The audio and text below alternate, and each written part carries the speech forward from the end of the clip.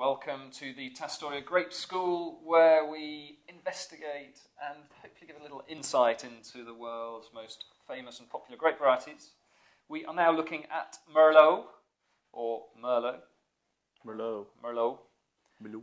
And it's had a bit of a rough time, hasn't it, since sold sideways? Yeah, I think the problem is in Merlot is that it's always been seen to produce the plump, sort of ready-made wine beverage for easy drinking and sort of fruit juicy. Yeah, it gives it all out there. Yeah, and sorry, where did that come from? I don't know. Just looking at some Merlot made me go all funny. All plump.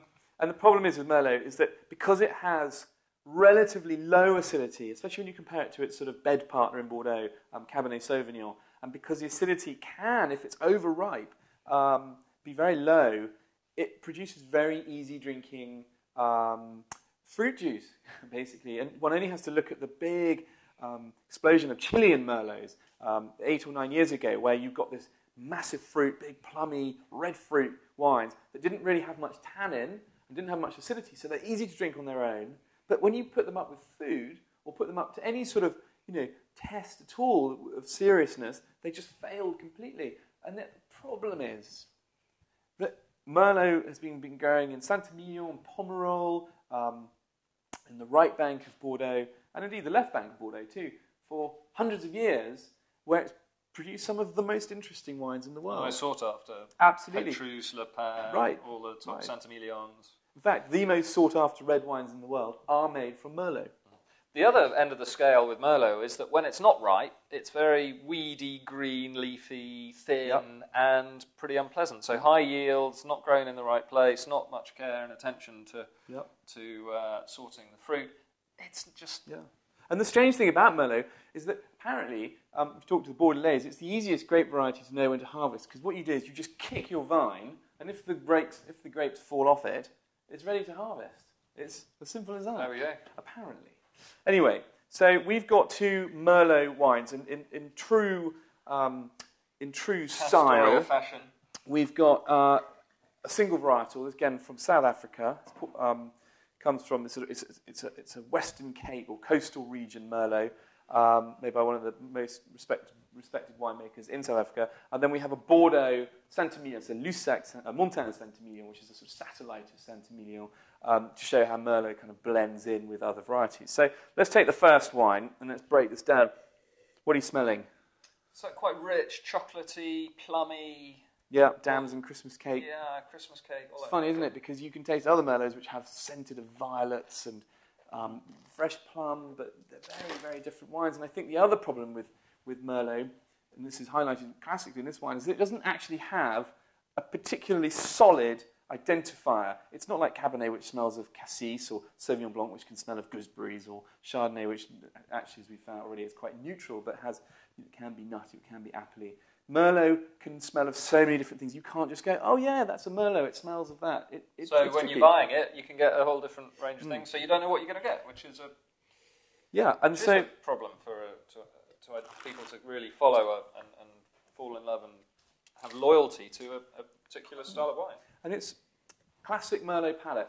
Savoury, soft acidity, soft tannin, but it's all in balance with the fruit. It's lively enough, the spice is vibrant enough to carry the fruit, and it's got good balance all the way through the palate, and it leaves this lovely licorice, dark fruit flavour just lingering on the palate. Good food wine, very good drink on its own. Food, what would you drink with that? It's got to be quite flexible, hasn't it? I think that's good Barbie wine. Just, go well with those charcoal flavours, and the fruit would really come out of its shell. Yeah. Especially my barbecue, where most things are burned completely.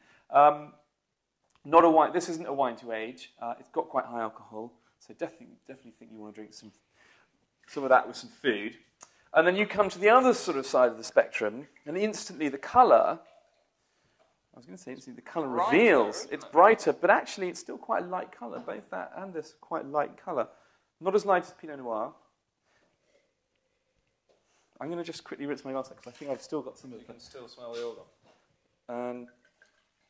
So this is a blend of Merlot, Cabernet Sauvignon, and Cabernet Franc.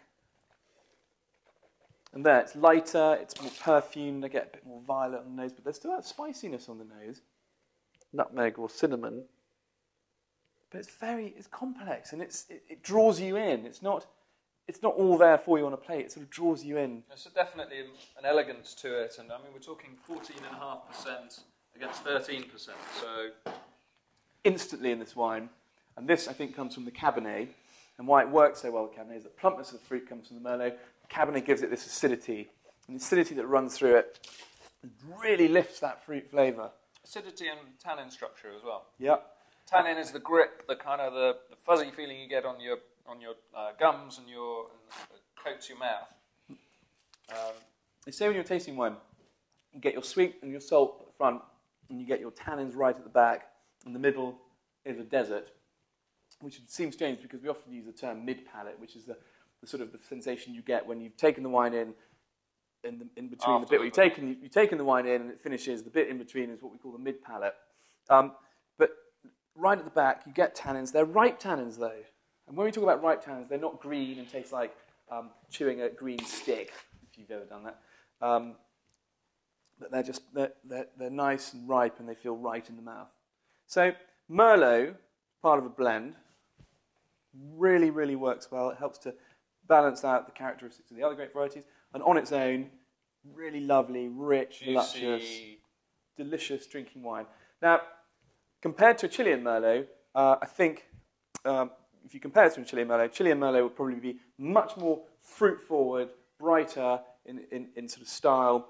You do get some Australian Merlots. They tend to be much rarer than you would find sort of Cabernet Merlot blends. But certainly California, loads of Merlot coming over there. Big, rich. They can be very over top. If you like big, rumbustious wines, California's the place. And you get a little bit in New Zealand, but not a huge amount.